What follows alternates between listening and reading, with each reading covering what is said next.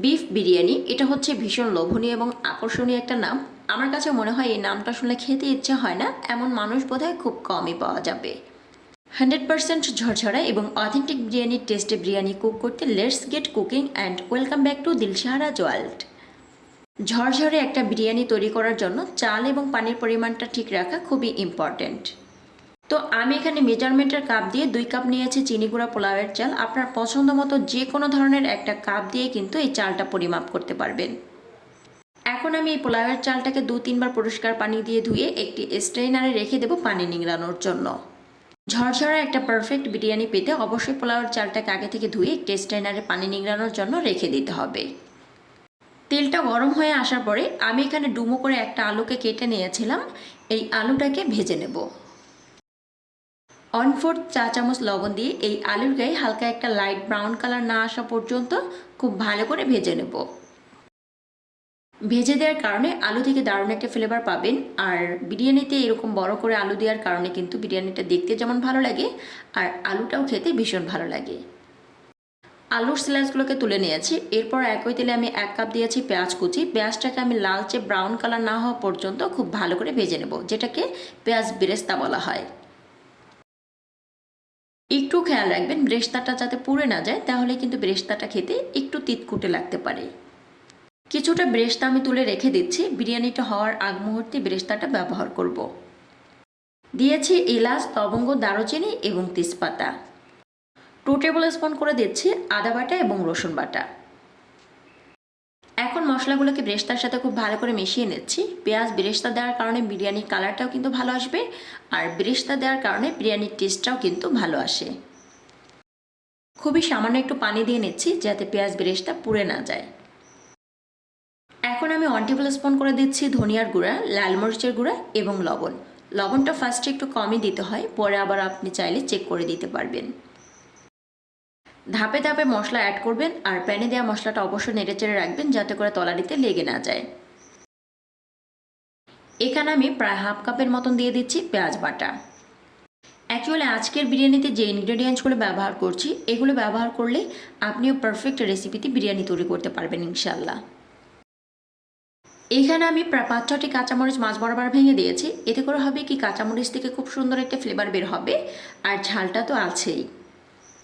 বিরিয়ানিতে যারা ঝালের পরিমাণটা একদমই কম খেতে চান তারা চাইলে মরিচটা এখানে ভেঙে না দিয়ে আস্তা ব্যবহার করতে পারেন। আমি কিন্তু মশলাটাকে বেশ অনেক সময় ধরে ভুনতেছিলাম, আর ভুনতে ভুনতে যখন দেখবেন যে মশলা থেকে কাঁচা স্মেলটা দূর হয়ে গিয়েছে তখন ধরে নিতে হবে যে মশলাটা খুব ভালো করে ভুনানো হয়েছে।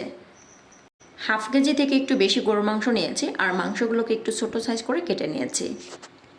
ফার্স্ট প্রসেসে এই মাংসটাকে মশলার সাথে ভুনে নেব প্রায় 10 মিনিটের জন্য। এর মধ্যে কিন্তু আমি কোনো ধরনের ঢাকনা দেব না। 10 মিনিট ভুনানোর পরে একটি ঢাকনা দিয়ে এই মাংসটাকে কুক করে নিয়েছিলাম আবারও 10 মিনিটের জন্য। অলরেডি বিফটা কিন্তু 20 মিনিট সময় ধরে কষানো হচ্ছে। তো এখন আমি এখানে 2 টেবিল স্পুন দিয়ে দিচ্ছি রাঁধুনি বিরিয়ানির মশলা। এখানে আপনার পছন্দ মতো যে কোনো ব্র্যান্ডের বিরিয়ানির মশলাটাই ব্যবহার করতে পারেন, তবে আমার কাছে রাঁধুনি বিরিয়ানির মশলাটাই বেস্ট মনে হয়। এটার ফ্লেভার এবং টেস্ট দুটোই বেশ ভালো। তো এখন আমি হাফ টেবিল স্পুন করে দিচ্ছি ভাজা জিরার গুঁড়া এবং গরম মশলা গুঁড়া। যেহেতু গরুর মাংস আর কম্পারেটিভলি গরুর মাংসটা সিদ্ধ হতে কিন্তু একটু সময় লাগে, তো আমার মোটামুটি 40 থেকে 50 মিনিটের মতন সময় লেগেছে। আপনাদের এর থেকে বেশিও সময় লাগতে পারে। তো আমার কাছে মনে হচ্ছে আমার বিফটা প্রপারলি সিদ্ধ হয়েছে। এই কষা মাংসের মধ্যে আগে থেকে পানি ঝরিয়ে রাখা চালটাকে দিয়ে দিচ্ছি। চালটা কতটা ঝরঝর হয়েছে দেখে নিশ্চয়ই বুঝতে পারছেন। মাংসের সাথে চালটা দেওয়ার পর ফার্স্ট যে স্টেপটা, এই মাংসের সাথে পোলাওয়ের চালটাকে খুব ভালো করে ভেজে নিতে হবে।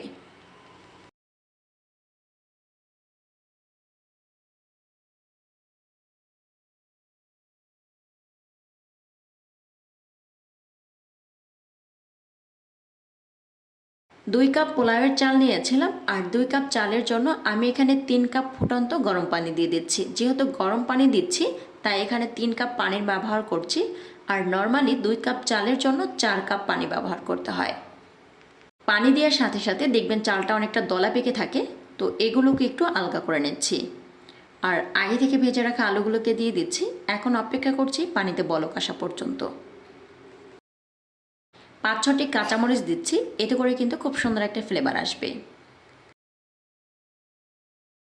1 মুঠোর মতন দিয়ে দিচ্ছি কিশমিশ আর 3 টেবিল স্পুন দিয়ে দিচ্ছি গুঁড়া দুধ। বাবুর্চি স্টাইলে যে বিরিয়ানিটা রান্না করা হয় এতে কিন্তু কিশমিশ এবং গুঁড়া দুধ দুটোই ব্যবহার করা হয়। সামনে যেহেতু কুরবানির ঈদ চলে এসেছে আর ঈদের সময় নিজেদের জন্য তো বটেই, অতিথি আপ্যায়নে কিন্তু বিরিয়ানির জনপ্রিয়তা অনেক বেশি। নাড়তে নাড়তে একটা পর্যায়ে যখন দেখবেন পানিটা অনেক টেনে গিয়েছে আর চালটা দেখা যাচ্ছে, তো এ পর্যায়ে একটি ঢাকনা দিয়ে এই বিরিয়ানিটাকে কুক করে নেব 10 মিনিটের জন্য। 10 মিনিট পরে ঢাকনাটা তুলে আবার রাইসটাকে খুব ভালো করে নেড়ে দিচ্ছি। রাইসটা যদিও কাঁচা দেখা যাচ্ছে, তো এখানে ভয়ের কিছুই নেই। চুলার আঁচকে একদম সর্বোচ্চ লোতে রেখে একটি ঢাকনা দিয়ে এই রাইসটাকে আবারও কুক করে নেব টানা 20 মিনিটের জন্য। এই 20 মিনিটের মধ্যে কিন্তু রাইসটা একদম পারফেক্টলি কুক হয়ে যাবে। আমি আশা করছি এই মুখরোচক রেসিপিটি অবশ্যই ঈদে একবার নিজের হাতে তৈরি করবেন আর কমেন্টে জানাতে ভুলবেন না এর টেস্ট এবং ফ্লেভার আসলে আপনাদের কাছে কেমন লেগেছিল। রাইসগুলোকে খুব ভালো করে গুছিয়ে নিয়েছি। এখন একটি ঢাকনা দিয়ে এটাকে কুক করে নেব টানা 20 মিনিটের জন্য। রাইসটা কিন্তু অলমোস্ট পারফেক্টলি কুকড। বিরিয়ানি থেকে শাহি একটা টেস্ট এবং ফ্লেভার পেতে এই পর্যায়ে চাইলে 1 টেবিল স্পুন করে কেওড়া জল এবং ঘি ব্যবহার করতে পারেন। কেওড়া জলের পরিমাণটা যাতে খুব বেশি না হয়ে যায়, এখানে 1 থেকে 2 টেবিল স্পুনের মতন দিলেই কিন্তু খুব সুন্দর একটা ফ্লেভার পাওয়া যাবে।